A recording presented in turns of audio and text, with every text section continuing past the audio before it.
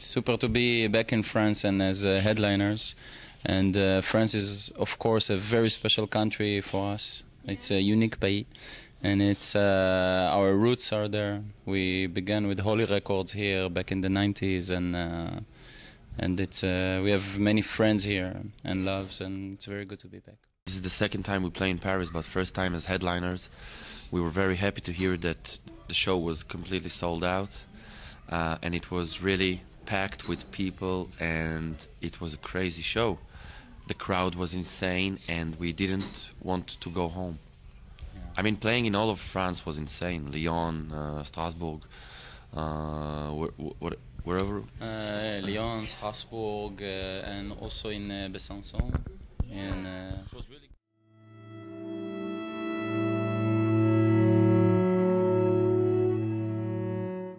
Orphaned Land is we are the pioneers of Middle Eastern metal. We mix for almost 20 years now. On the basis of metal, we mix Middle Eastern influences and melodies, and with various genres of metal: dem, doof, atmospheric, progressive, etc. Yeah. The name, yeah, it's some kind of a paraphrase to a Holy Land, a Promised Land.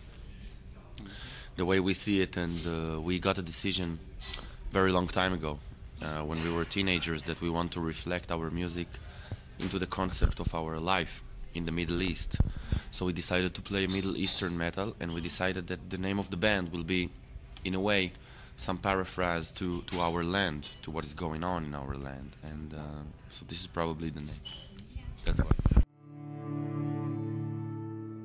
Essentially, we produce and manage ourselves from the beginning throughout the years, and in Our Warrior we felt it was the first time that we wanted to collaborate with Steven, which is in a way, first of all we are fans of his work, and also he's a friend. He's a friend way before that we work with him, and we've known him for years, and we felt he was like the missing piece. He was the missing link in the puzzle of Orphaned Land. So we compose, arrange the album, make the concept, make all the pieces of the creation itself, and Steven gave the aspect of the sound.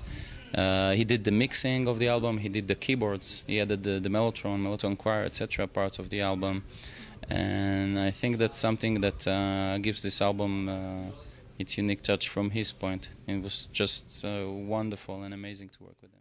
Sophisticated mainly because of the fact that we come from a sophisticated place in terms of culture, reality, political situation, and of course it's a very rich place in terms of culture, past, religions, and life in general. It's a concept album about the Warrior of Light. A Warrior of Light is each and every one of us. It's you, it's us, it's really, and it exists in each and every one of us. And we see the light as some big source of information and knowledge, while darkness is very empty and keeps you with a lot of questions. Just as if I will put you in a room and the room will be darkened, you will not be able to see anything. And if the light is on, you're able to see the door, the window, or the table, so you will not bump into it. Same goes to your inner self. When the light is on, you are able to know a lot more about you, about the ones that are different from you. You're able to know that, as Yossi always say, that all is one.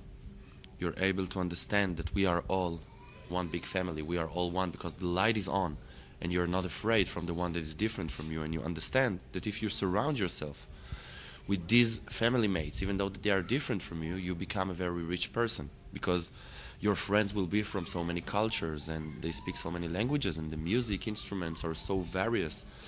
So this is the concept of the Warrior of Light, and this is the warrior that we are trying to awake, especially since we come from such a tragic reality as the Middle Eastern. So we try to do that, and luckily we also succeed, because music is a very strong weapon of the Warrior of Light. It's a poem from a Jewish poet in Yemen 400 years ago. And the song itself speaks about, the lyrics speak about a dialogue between the poet and his soul, which is represented as a dove. in the lyrics. And this dialogue goes through, the inner dialogue goes through the song and evolves throughout the piece. And what we did, like we love to do, is to combine the past with the present towards the future. We took this 400 years old poem, which is essentially in Yemenite Hebrew, and we rearranged it in our own special folk elements and did it Middle Eastern metal style. We did it progressive and with various metal styles. And you mentioned also the singer Shlomit that sings there, which is Yemenite herself. About the clip itself, the actor, he's some kind of writing stuff, just as the old Jews were sitting in Yemen and writing the holy books, and he's searching for his own self.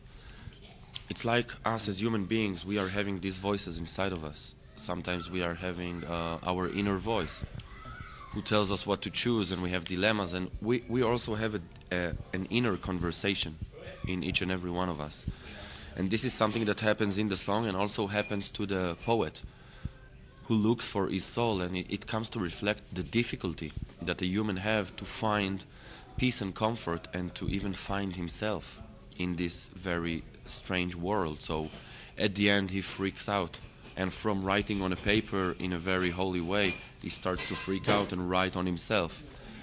This comes to reflect the madness of us as human beings trying to find ourselves in this world.